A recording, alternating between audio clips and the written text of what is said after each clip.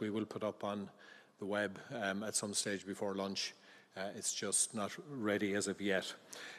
So what I want to do is I want to introduce you to the panel here today. As usual, we have a panel of speakers. The person who should be on the final seat is on NEFIT at the moment. That's Dr. Killian de Gascoigne. He'll be joining us for the Q&A session. Then, Colm, can I ask you to introduce yourself? Colm Henry, Chief Clinical Officer, HSE. Niamh O'Byrne, National Lead for Testing and Contact Tracing. Paul Reid, CEO of the HSE. Okay, so the format for today is that we have one speaker, that's Paul, and he will go through that agreed pathway for about 15 to 20 minutes. And after that, then we will go straight into Q&A. You'll probably notice that our Irish Sign Language interpreters should be here, and I'm hoping that they'll come along. So apologies for those of you in the deaf community. We hopefully will rectify that pretty soon. Okay, so I'll hand over to Paul, and we'll get underway. Thank you. Good morning, everybody, and thank you, Paul. As Paul mentioned, I just want to bring you through a very brief presentation which does set out an agreed pathway between ourselves, the HSE, the Department of Health, NEFIT, and indeed through government on the roadmap for the way forward on testing and tracing. Just a few opening comments if I can. I took up the role of CEO of the HSE 1 year ago today. Didn't realise we were going to be dealing with a pandemic, but equally just in a few opening comments, what I would say is HSE in the past has come under understandable scrutiny and indeed a lot of criticism sometimes around capacity to change or capacity to implement change at pace. I think over the last few weeks what we have seen is, in terms of the mobilisation for COVID-19, very significant mobilisation happening all across the system, from mobilisation from acute hospital systems, ramping up their surge capacity, organising for around COVID, similarly for our community organisations, the supports they put in, mobilisation of community assessment hubs, working with our key stakeholders all across government, and the support that we've got from a whole cross-government has been very significant mobilisation of a cross-government response in support and with the HSE. Specifically what we're talking today about in terms of mobilising to deliver a testing and tracing process which has been put in place over the last 8 or 9 weeks. I've been consistently saying this over the last few weeks. What in essence is we've had to put in a very quick fashion, I guess what I've been describing as a wartime model, to get us up to a significant level of testing and tracing. And that has involved, just give you a little brief context what that has involved. That's involved an agreement with 3,500 GPs all across the country to work with us in a very new way and a very collaborative way, and I'm very grateful and thank the GPs in the way they've done that with us. It's also involved putting in place a whole new set of automated processes that never existed between the GPs and how they can set referrals through for us for swabbing and for testing. It's involved setting up almost 50 swabbing centres all across the country and scaling them up and down as we need to throughout the process. It's involved the mobilisation of the National Ambulance Service in a way they have never operated before. Just hold 1 second. Excuse me. Sorry, Lisa. Take it down, Lisa. Okay. You're welcome, Lisa. It's involved mobilising the National Ambulance Service in a way that we have never utilised them before. Traditional service that supports us in emergency departments and treatment between hospitals. Now rapidly widespread all across our community in long-term care settings, supporting our programme of testing and tracing. Setting up the community assessment hubs, which I briefly referenced earlier, they are part of our overall process because they are supporting pathways for people who've tested positive and want further care. And we've moved from one lab testing a few hundred tests at the start of this process to now 40 labs and commercial agreements with private laboratories and national labs all across the country. 1,800 people are trained in terms of the testing and tracing process, again from all government departments, dispersed all across the country, trained and utilised as numbers determine. And as a country, in the level of testing that we've done, we've almost completed about 270,000 tests to date, which is just over about 5.5% of the population completed. And we've consistently remained in the top tier of European countries in terms of the numbers of tested completed. And I don't say all of that to say that we're there and we're sorted, because we know we've had very significant issues. We know we've had very significant challenges throughout that process. We're dealing in a global supply, looking for things like reagents all across the world, competing with major international organisations. Swabs, which was a big high demand area at the very start of this process. PPE, significantly required for all our people, our National Ambulance Service and our swabbing test centres, and indeed our labs. And we know during that process, with changing definitions, we faced very significant backlogs, which resulted in a very poor experience for many people in terms of their results and tracking of their results. And we've been rightly judged and held to account in terms of resolving many of those issues. I would just briefly say, in terms of reflecting on that, personally I've worked for 30 years in the private sector, and often the private sector is compared to the public service. And I just want to reflect, I've never seen so much change happening so quick and delivered by so many people all across the HSE, and I want to thank them for what they have mobilised in the previous weeks. However, we now need to improve on where we have been at. And just a few weeks ago, I set out 3 real challenges for ourselves in the HSE to deliver on, indeed with our board of the HSE. And that was firstly, in terms of testing and tracing, firstly, how we just look at the operational model that we currently have in place and increase the capacity of that model. Challenge number 1. Second one was that we really look at the whole end-to-end process and the turnaround times from various elements of the process, and we see how we radically increase the turnaround times for a greater end-to-end experience. And the third big challenge that we set for ourselves is that we design and develop now, for the future of the state, I guess, a future method of operation, what I would call an FMO, in terms of how the state will respond for the future for pandemics, because we know we need to now have a new model for the future. And just finally and briefly on that, because I won't come back to it again, I have started a scope out this week with Neva Byrne, who's our colleague here this morning, what that new model, the assessment of that new model, and to start that process looking for the future. It is a process that will take some time, and we do hope to have that exercise completed in the autumn, and that would set out a whole new vision for the country for testing and tracing and how that should be organised for the future. Just briefly, in terms of where testing fits, you'll be familiar with the government's announcement on their roadmap that there are 5 criteria around which government would assess restrictions at any given time. And the 5 criteria briefly were: we would continue to monitor the performance of the disease. Secondly, we would look at the capacity of our health system overall. What's the impact in terms of our ICU, our acute hospital system, our community system? Thirdly, testing and tracing would be a factor within those 5. Fourthly, a look at vulnerable groups and how we're managing vulnerable groups during this time. And fifthly, around comorbidity, the issues that happen around non-COVID services and impacts that we need to look at there too. So again, this is one element of those processes. So what we will today bring you through, I'll bring you through a brief presentation, which is an agreed roadmap, as I mentioned at the start, between the HSE, our board, Department of Health, NEFIT, and indeed through the Cabinet Committee and into Government. Later today, we will publish the documents which surround, or the outline documents which will bring you through all of these pathways. And we'll also publish the actions that are committed in that plan and the status of every one of those actions, where we're at as of today. So I want to walk you through very briefly just what that looks like overall.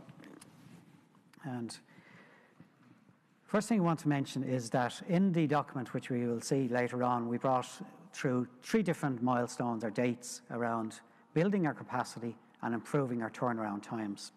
And there's 2 key measures that's measured internationally. Obviously when you establish your capacity, there's 2 real key measures. One is the time it takes from the swab to the person to get their result.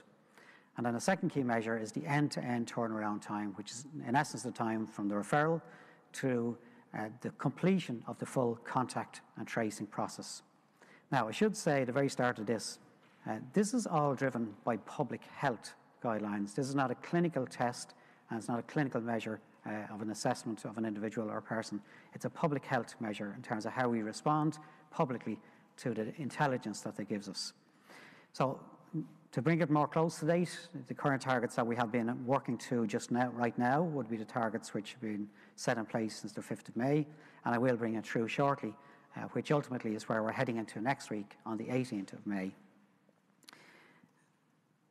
Very briefly, in terms of where we are today against the targets which were being set from the 5th of May, first of all, in terms of swabbing, we set a target to have capacity to deliver 12,000 swabs in the community overall, in the community, between the community, our National Ambulance Services, and indeed in our hospitals. And we have met that target. We've capacity now to deliver 12,000 as of today.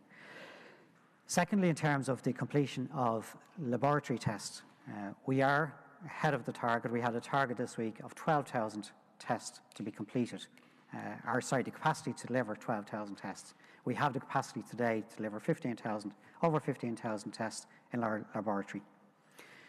Thirdly, in terms of those two measures that I said to you at the start, we had set a target for between 2 and 3 days as of where we are today for the swab to result test to be completed.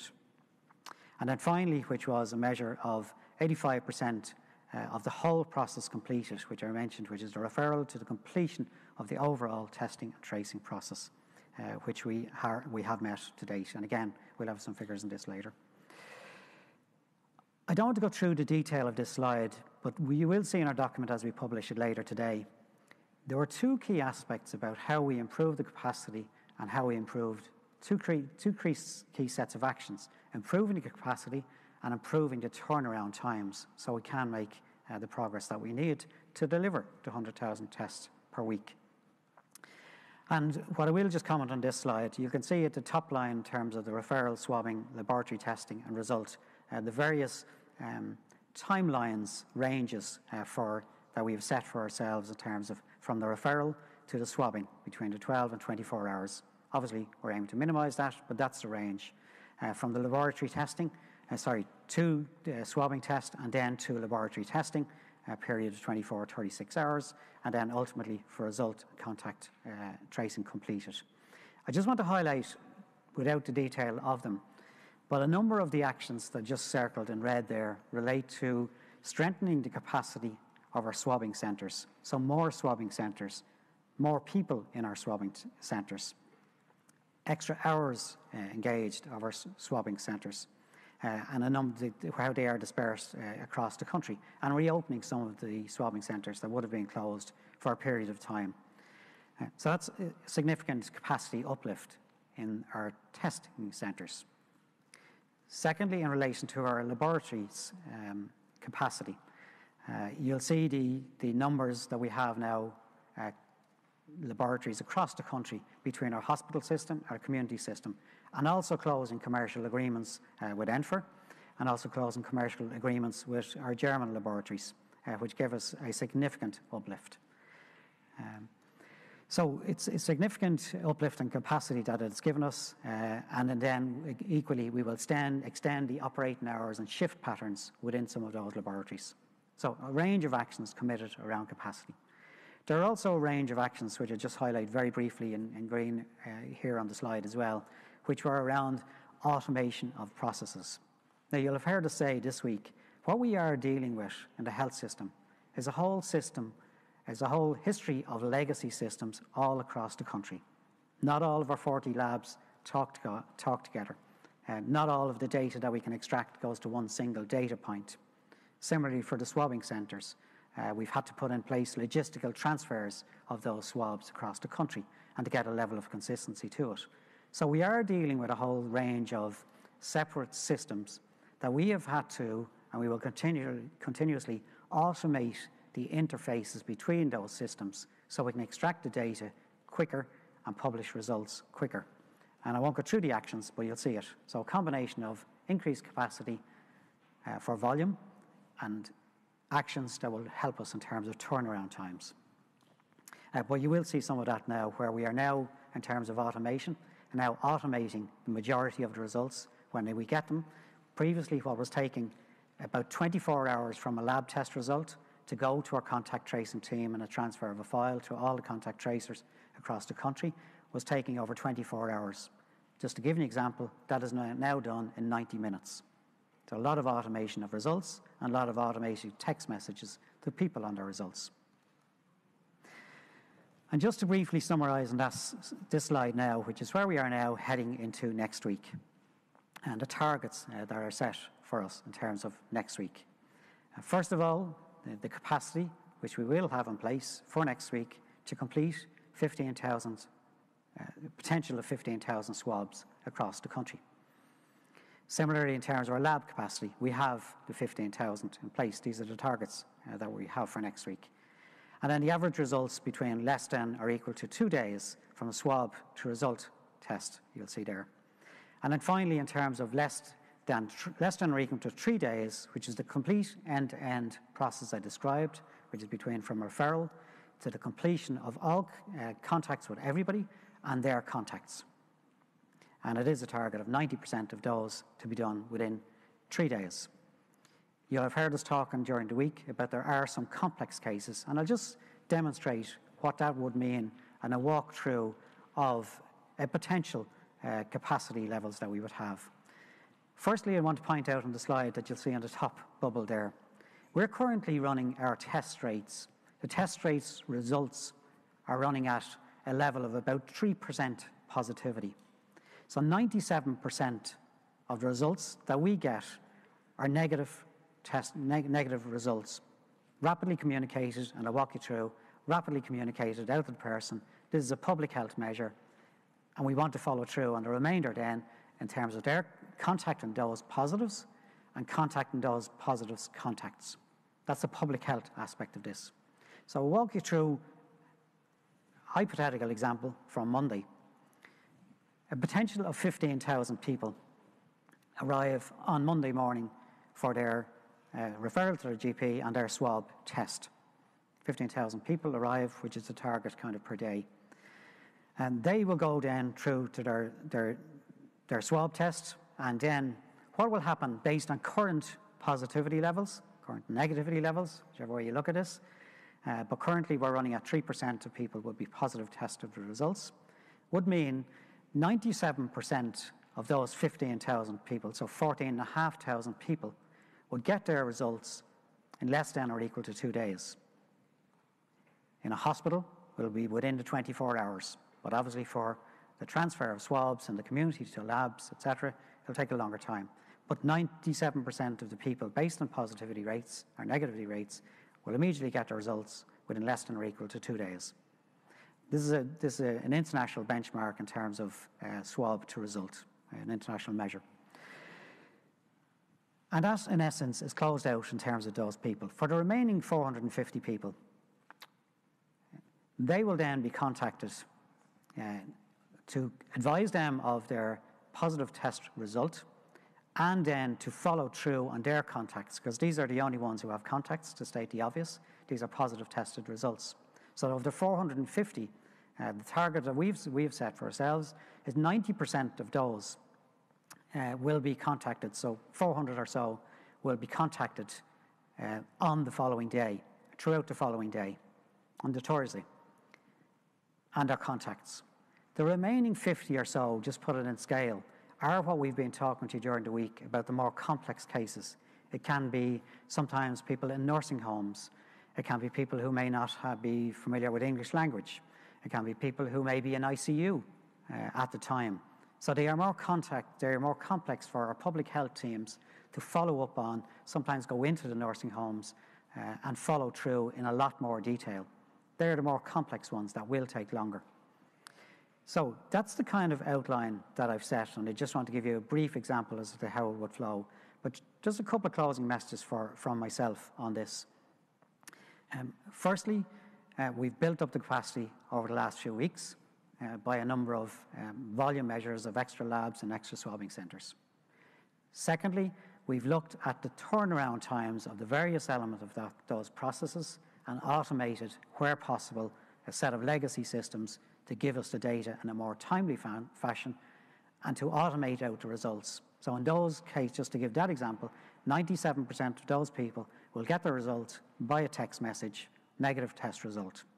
Our concentration then on this process is from a public health perspective, following through on the positive contacts, which are currently to 3%, and their contacts. And that's what happens on the following day, and then that's what happens with the tail of the more complex measures. So in closing for me, just to say, I hope we've walked you through the pathway. We've walked you through we've walked you through the targets that we've set for next week, and we've walked you through the capacity and the turnaround focus that we've put on it to put us into shape for next week and onwards.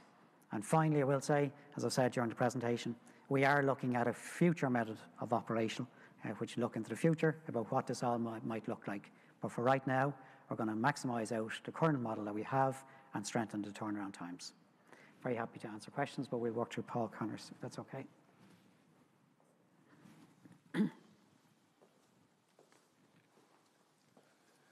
Okay, thanks, Paul. So, as usual, if I can ask you to raise your hands, we have a roving microphone. David will come up to you. If you can introduce yourself while I know who you are. We want people at home to know who you are and the organisation that you're asking the question on behalf of. So, Sinead, will we start with you over there? Hi, Sinead Crowley from RTE News. Thank you for that briefing this morning. Can I just check the plans that are being published later? Are they that agreed plan that was spoken about originally? And is that the entire plan being published, or you mentioned some elements of it? So what information are we getting later, essentially? So in essence, we will be publishing the plan that went through to Cabinet Committee through the various processes I described.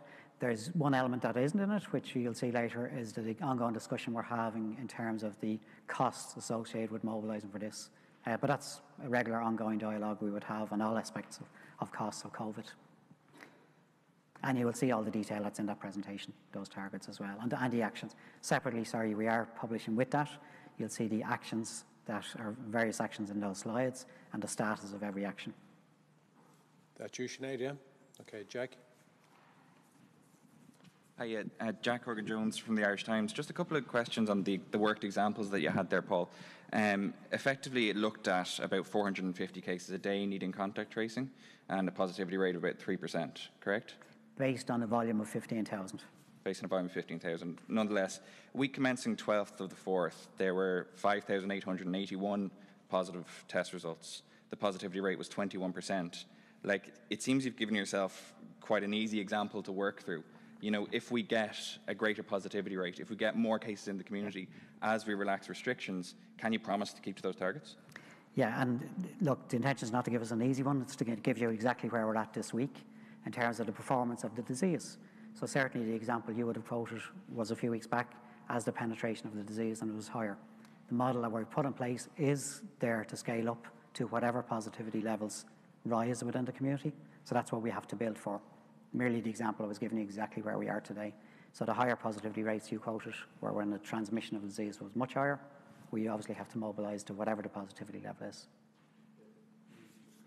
Sorry, Paul, yeah? Is that what we've seen in recent weeks is largely because of the restrictions of March 27, the compliance with those, is that exercise has moved from being quite a high volume and relatively low complexity, involving many contacts. At its peak, there were 20 contacts per case, to now a much lower volume, but higher complexity, and a much lower number of contacts per case. It's now gone from a peak of 20 per case to about 2.8 per case now. And clearly, your question leads into what would happen if the positivity rate went up again or the complexity rate went up again. Well, that much depends on how effective our social restrictions remain and how carefully we ease those social restrictions and keep this out of the community, widespread community transmission, which runs the risk of a greatly increased volume and positivity rate. I have another question about data errors. We heard at one of the NEFIT briefings during the week that one of the issues is around automation of processes and data errors that occur during manual entry. Can I ask, when it comes to data errors, and this may be one for you, Niamh, how frequent are they? What percentage of the time do you see a data error in a case? And does it ever occur that a case is not traced because there has been a data error in it? And how frequently does that happen? Okay, Niamh.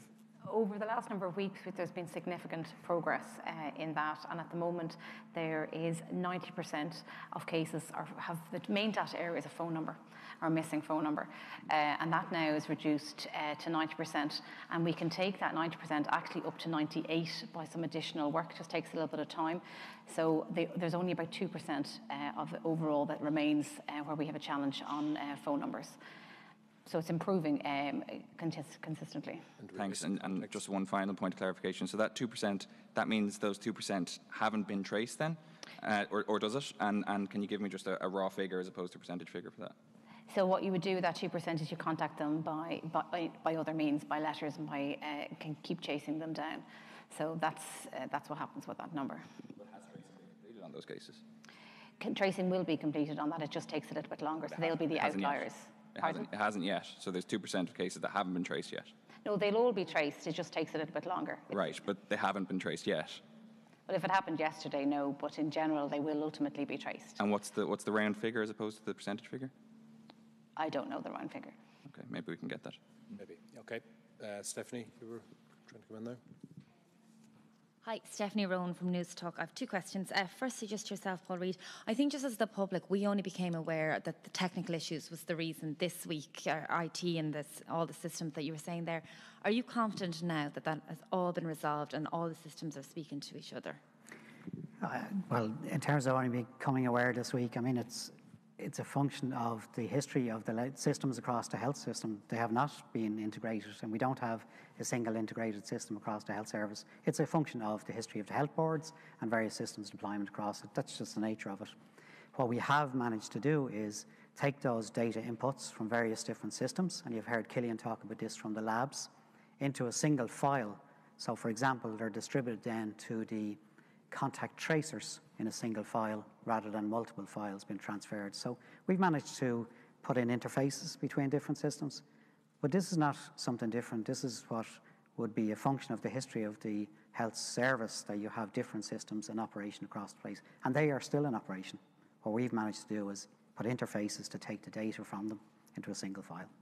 And we will still be here. If you look at the model of what is traditionally public health domain and remains so, that kind of model of disease outbreak management, of testing, tracing and so on, is usually applied within public health departments for measles or mumps or meningitis outbreaks, which are small in scale. And like the rest of the world, we faced a rapid scaling up and creation of new systems of outbreak management, testing and tracing and so on, because our public health departments simply couldn't by themselves manage what is a huge pandemic exercise. So, and that, I suppose, the data problems you refer to and the different steps is what Niamh has been working on the past couple of weeks to ensure that we have a pandemic program now, if you like, for case management and contact tracing, way beyond the capacity of public health departments, and adding in healthcare professionals and resources from right across the healthcare system. So it's a pandemic program as opposed to a solely confined public health program.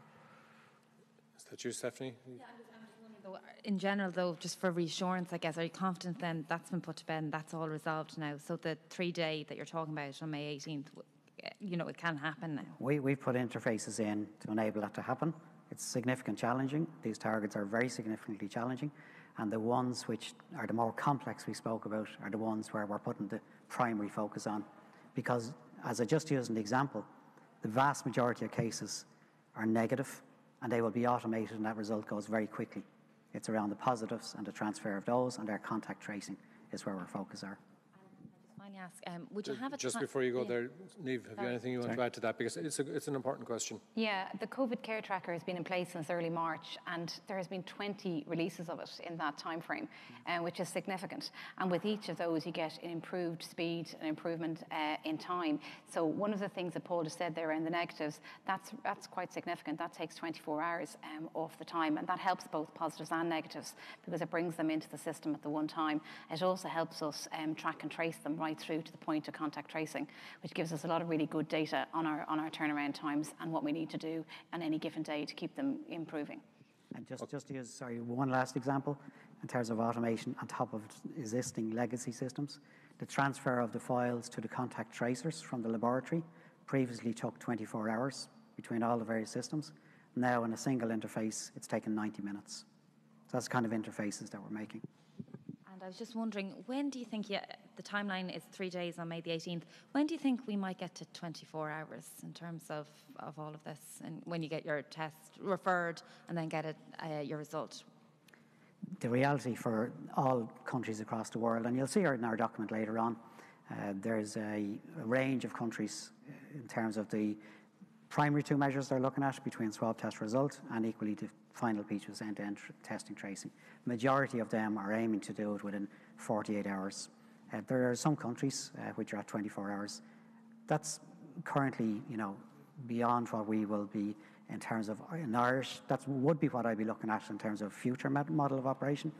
But there's big issues here for us in terms of the dispersal of Irish population across rural centres, the number of labs that you would need to have all across the country to have those swab results going straight to a lab very quickly. So, in terms of the current infrastructure that we have, this is quite a challenging target and would be seen as so across many countries.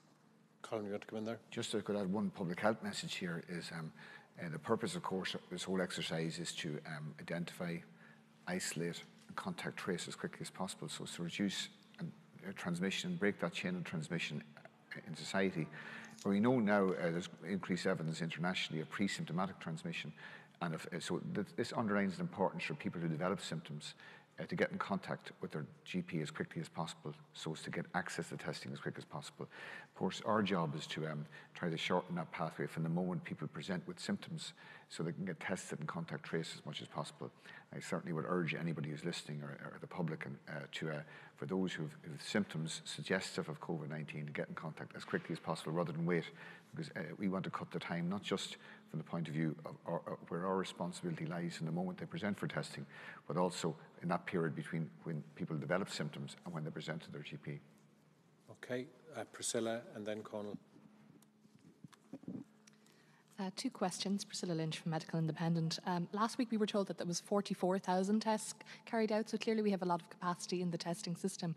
Are we going to move to mass testing of other groups? I know in nursing homes they found a lot of asymptomatic cases, Dr. Henry, and healthcare workers are calling for mass testing of healthcare workers in Ireland. That's happened in some other countries, and currently 30% of confirmed cases of COVID-19 in Ireland are healthcare workers, and they're afraid that there's a lot of asymptomatic or pre-symptomatic cases that could put patients at risk. Good question. Yeah. It's a good question, Priscilla. Lorraine Doherty, who's our national clinical lead for health protection, is currently finalising a paper for NEFIT, for ourselves and NEFIT, on looking at future testing policy. And there's been much learning out of that exercise on a long-term residential care setting. And she's presenting today at NEFIT actually her findings on that nursing home residential care paper, which while I can't tell you yet her definitive findings because I'm not at NEFIT this morning because I'm here, but I will be tuning in later, is that their positivity rate, including among healthcare workers, was much lower than we feared. And that informs future testing policy, because and the feeling certainly, while I don't want to preempt her advice to NEFIT and to ourselves, it's unlikely that there'll be widespread indiscriminate testing given the low positivity rate at this point in time. Of course, that may change depending on the pattern of the disease. It's much more likely, I would say, that we'll be depending on public health advice based on the context of outbreaks or the number of people in any particular setting or the particular risk of a setting, and we'll be guided by public health opinion advice in real time as to how we should test healthcare workers, whether they're in the community or whether they're in hospital. Before I move on to the next one, self-swabbing has been offered to healthcare workers in some countries just as an option, because not to put too much pressure on the capacity system. Is that something being considered? Absolutely could be considered. We'd have to be satisfied it's effective, and if anyone has undergone the swab, it's uncomfortable. So I can't speak for the whole population of healthcare workers, my colleagues, but or even for Killian here beside me. But I think I'd prefer to be swabbed by somebody else quickly rather than do it myself. Okay, we'll hand it over to Killian. Do you want to pick that up? Did you hear the question? Self-swabbing. Self-swabbing, yeah.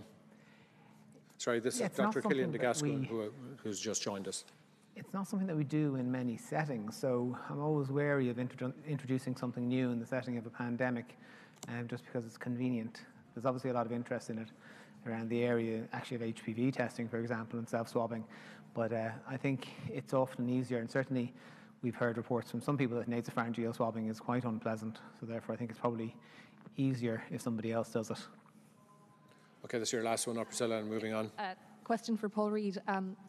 One of the issues behind the delays in getting people's results back is the lack of electronic healthcare records in Ireland and individual health identifiers. But we do actually have individual health identifiers, we just haven't rolled them out. Is that part of your future plan to try and get that rolled out? That's been delayed by a few years. Yeah, certainly it's one of the key actions in Sláintecare in terms of individual health identifiers, and that's a separate process that we're working, which not just alone helps contact tracing in the future, but the wider health system. So that's a separate action which we're working through in terms of the Sláintecare plan. Okay, we'll come back to you if necessary. Priscilla Connell. Conal Thomas in the Journal. I just had a question about the interface you mentioned there. Can I just ask when that was put in place, when you started putting that in place? Is it in place across the entire system? And can I just ask how much it costs to put in place? I think you may be referring to the COVID tracker, which Neva's, with the various adjustments that's been made to that. It came out on the 9th of March. It's in place across the entire system now, in terms of like, you just seem to be implying that this interface is going to solve the delay issues. Is this the only thing that's causing delays? And Cillian, you might be able to touch on the testing issues. If there's no issues in the labs at the moment, is it purely an automation issue? I think over the process there are a number of steps. So logistics is an issue. We need to collect the swabs from testing centres more frequently, and we're introducing that so they get into the laboratory system faster. More staff and more time in the laboratories. That helps speed up making them, they operate through the night, 24 hours. That also speeds. So there's a number of pieces along the process that speed up the chain. So the COVID tracker and the CRM is definitely very useful and one part of it, but there's other elements as well to do with staffing, capacity and all that. Cillian, do you want to mention the laboratories specifically?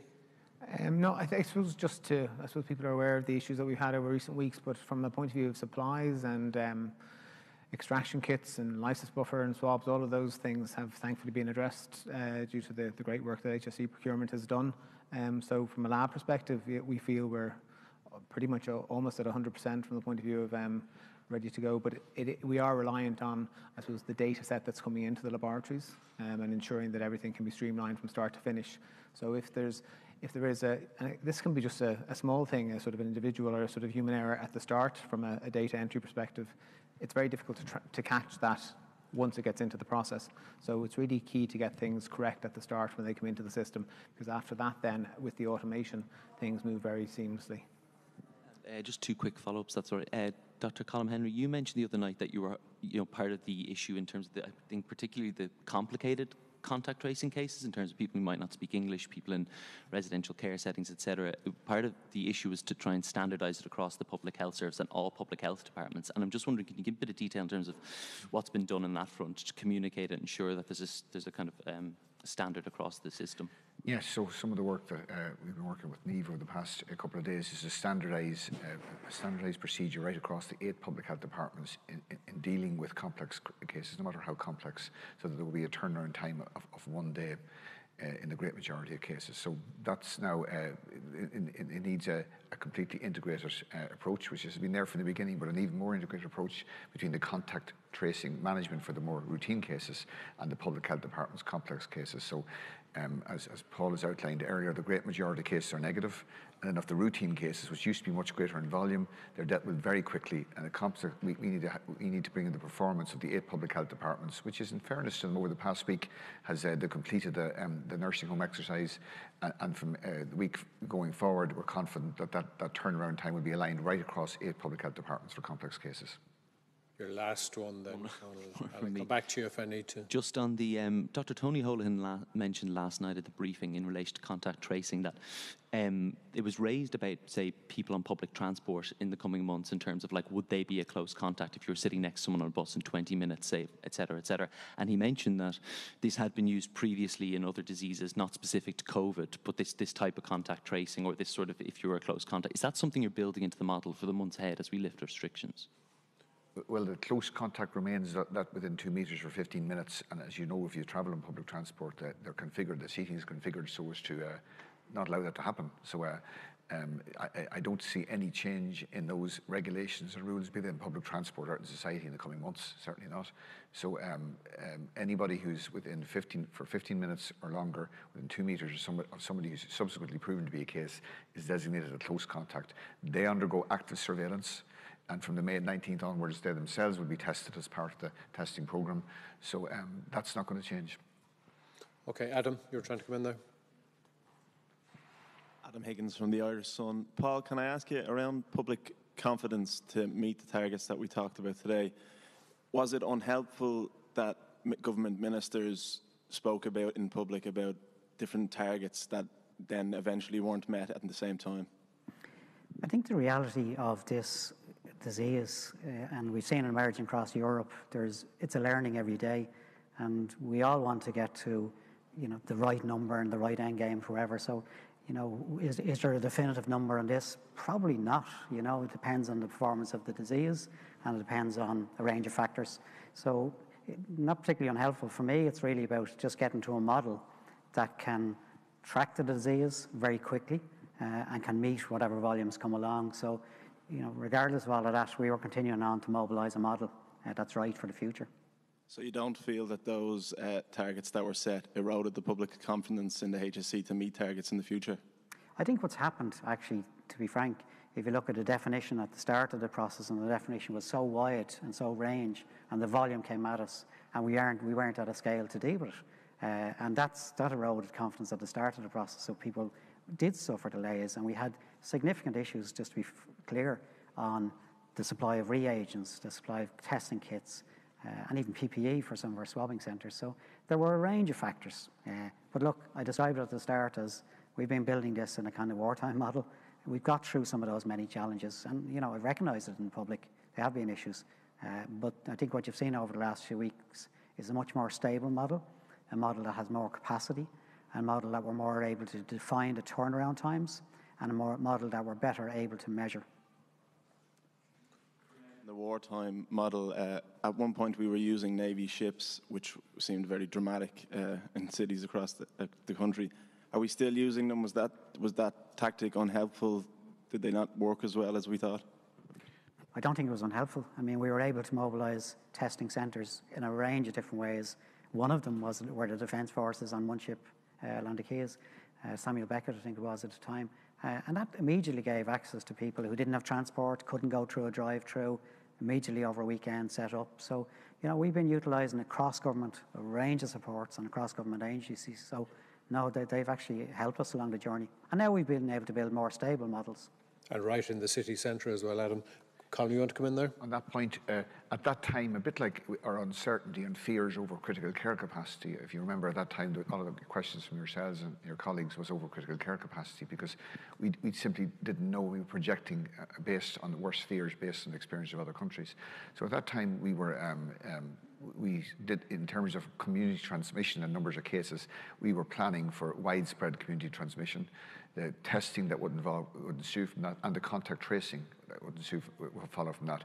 And the type of contact tracing would largely be of the non-complex variety. So that scale and the number of people we trained, which, as you know, is up to 1,800, we thankfully haven't had to deploy, because widespread community transmission is currently I say, not a reality, thank God. And we're down now to a positivity rate of just around 3%.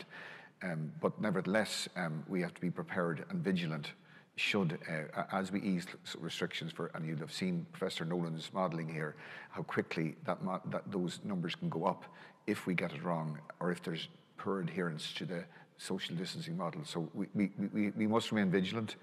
We don't need that community contact tracing model that we planned and deployed to any way the same degree as we planned for a few weeks ago. But let's hope we don't have to lean into it. I'll come back to you, Adam. Sarah. Sarah King, Virgin Media News. I know Dr. Henry, we'd spoken about this last week after one of the briefings, and I know we touched on it again here this morning. Just, I suppose, is there a percentage, or do we know exactly how much transmission is asymptomatic? Well, I might ask Killian to come into this too. We know there's increased first of all, there's a number of people based on Sero prevalence studies in other countries. We know there's some people who never have symptoms at all, And if you listen to Philip Nolan's modelling, he's based that modelling on the presumption that upwards of 30 to 50% of cases never present at all or never develop symptoms. Secondly, for people who do develop symptoms and subsequently are proven to have COVID-19 through lab testing, we know through evolving knowledge that for a day or two prior to the development of symptoms, they're potentially infectious. So there's much more understood about the virus now, not just in terms of asymptomatic transmission in your question, but based on people who catch it have no symptoms at all, and based on people who develop symptoms who are potentially transmitting the virus for a day or two before. Hence the shift in the contact tracing to go back 24, 48 hours before somebody develops symptoms in terms of triggering the contact tracing. I don't know if you want to add to that. No, I think you've really covered it. It is that issue of how much of a driver of the pandemic it is. So as Colm said, it can be pre-symptomatic and asymptomatic. So taking those combined, it probably accounts for about 30 to 50% of infections, whereas in the early days back in China, the genuine asymptomatic infection rate was believed to be in the region of 1 to 2%, and it was felt that asymptomatic transmission wasn't a significant driver there. So whether it just wasn't identified there, whether the disease has evolved over the intervening months, but as Colm said, between 30 to 50% is what we're currently working on. That said, is that kind of concerning that it's 30 to 50%? So there's people that could be, going about their business, albeit at a social distance, and could be carriers and not even realise that. Well, one of the studies that's been planned at the moment, and the design has gone through, and we have to go through the ethical approval and so on, are what's called Sero Prevalence studies. I know you and your colleagues have asked about this antibody testing before, and this is one where it has a role, is looking at is picking some population samples and looking for examples of antibodies. We know that people who've had COVID-19 do develop an antibody response, not in real time, but 7 to 10 days later, and it will certainly inform us as to how widespread asymptomatic transmission has been if we carry out a seroprevalence study on sample populations and then find out what proportion of an otherwise healthy community population have developed antibodies to COVID-19 without us ever having known that they had a... Now, of course, I can't anticipate the findings of that even before it's begun, but based on what we know from that exercise of a different type of testing, the PCR testing in the nursing home population, we were reassured, to say the least, of the low level of positivity among healthcare workers and patients overall in the long-term residential care setting. But once the seroprevalence study, once we get ethical approval and proceed with it, it will inform us much more over how prevalent that disease has been in society by the level of antibodies in otherwise healthy populations. That's currently been finalised. The design of that is going through NEFIT, and I expect we'll update you on that as we get further information on it. So I don't know if you Can I just ask really quickly as well, finally, do you feel like technology is one of the biggest challenges for the HSE in terms of fighting COVID? It sounds like there's been a lot of, as you said, issues with computer systems speaking to one another. Is this one of these sort of major issues when it comes to tackling this virus for the health service? No, I mean, I mentioned in my introduction, most of my career I've spent in the private sector in operational roles and managing big operations. And technology is always a factor in any organisation. But it really is about maximising what you have in place, improving the efficiencies of it, getting the best capacity you can get out of it, and creating whatever interfaces are between different systems. So, it's a function of any kind of major operation that you will have different operating systems. I would be misleading to say it's completely held us back. It is an issue we have to deal with. And I think what we demonstrated in the last few weeks is some simple automation processes have made the experience much quicker and much better, and indeed improved some of the data issues that we've had from the start as well. So, legacy systems we have in the HSE, and that's an issue that we have to deal with in the wider health system as well. Just been Killian in. Just on your previous questions, you're absolutely right. It does make it challenging, and it's why, in the absence of a vaccine and a treatment, that physical distancing, respiratory etiquette, and hand hygiene remain so important, because we do want people still to behave as if they have the virus. So obviously nobody wants to acquire it when they go out and about, but equally if people behave as if they might have it, then that's what asymptomatic transmission, that's why it is so important. And you're right, it is very challenging, but that's why the behaviours are so key and why they will remain so important for us in the weeks and months ahead. That's a very important point. Sinead, anything else for you? we see your target for this week and next week, the 18th of May, is very clear. What would the target be? Or do you have another target for, say, September, October, when hopefully maybe schools will go back or work will go back and people might be in the position where they need to test straight away in order maybe to go into work or let the other people in their house still go on with their day? What's your optimum target in the months ahead? Yeah, those targets are set out to support us coping with all the scenarios in the future, people going back to school, all restrictions being lifted. So those targets are there to see us through that process. It's exactly what they've been built for. Imagine this. The Monday to Wednesday that you outlined there would be the same, say, by the time September comes around? Yeah, that's the scenario that builds us the capacity to deal with it and the turnaround times to deal with it, which again, from swab to result, would be much quicker than it has ever been, but equally the end-to-end process for those remaining smaller percentages would be within 3 days for the majority of them. Okay, Jack, anything else? Okay, Stephanie. I know you'll probably be tight-lipped on this, but we know you just came from NEFIT, and a lot of people are just hanging on, waiting to see if the restrictions are going to be eased on Monday. Is there any good indication you can give us, or what's your own stance on it all? No decisions have been finalised, so I can't give you any update, I'm afraid, at this point in time. But I think the measures that have been described at the press briefings during the week have been broadly positive from the point of view of number of cases, admissions, intensive care admissions, but no decisions have been finalised at this point. Chance your arms, Stephanie. Okay, Priscilla. Yesterday, the UK approved their first antibody test. Public Health England did. It's one by Roche, which they say is 100% accurate. We know previously there'd been an issue with some of the antibody tests that they weren't. Even the UK bought 3.5 million, which weren't accurate, so they haven't rolled them out. Are we interested in that specific test? I'm not sure if it's going to be made in Ireland. And then secondly, can you just tell us a bit about what the labs are doing now, whether you're confident about the continuing supply of swabs, reagents? And I know you've started to use a new platform as well. Has that made life easier?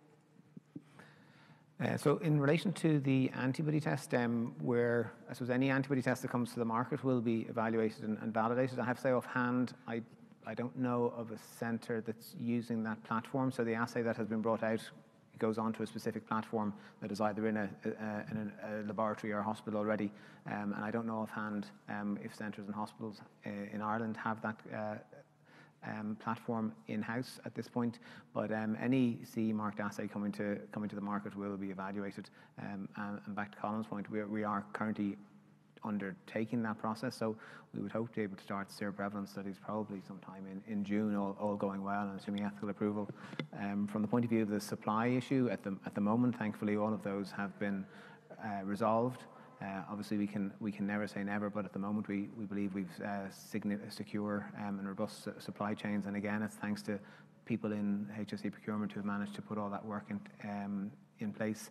The new platform we're talking about in the NVRL actually is coincidentally manufactured by Roche. It's a molecular platform, and yeah, it's a high throughput analyzer, and it's been working very well. And yes, has streamlined the process. It's made it less manual at various steps. So yeah, no, it's worked well.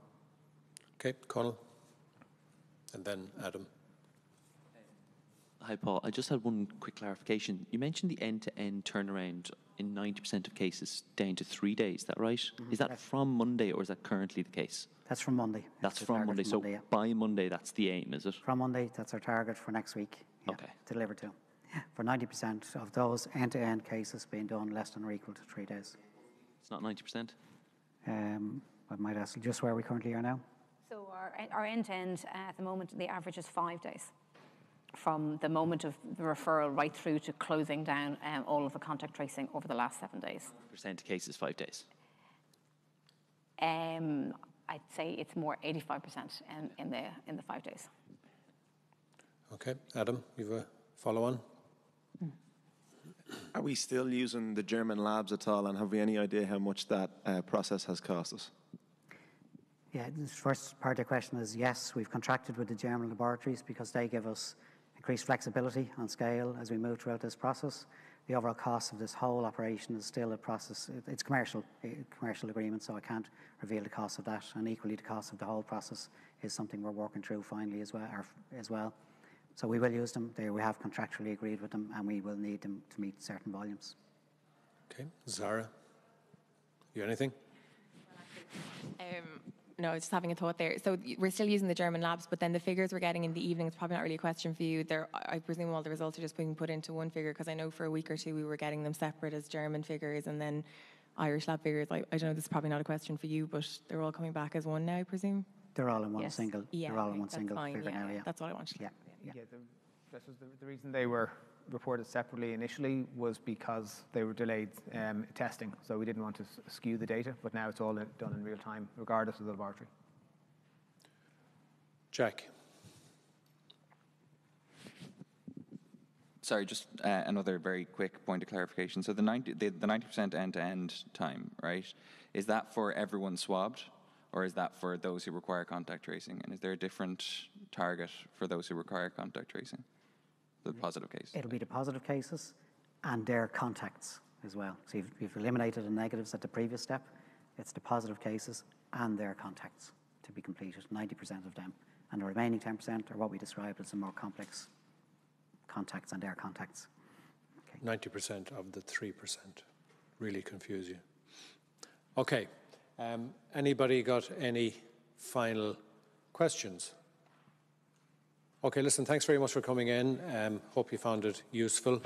Hope we answered most of your questions as best we could. Thank you to the panel, and thank you to all who are looking at this from home.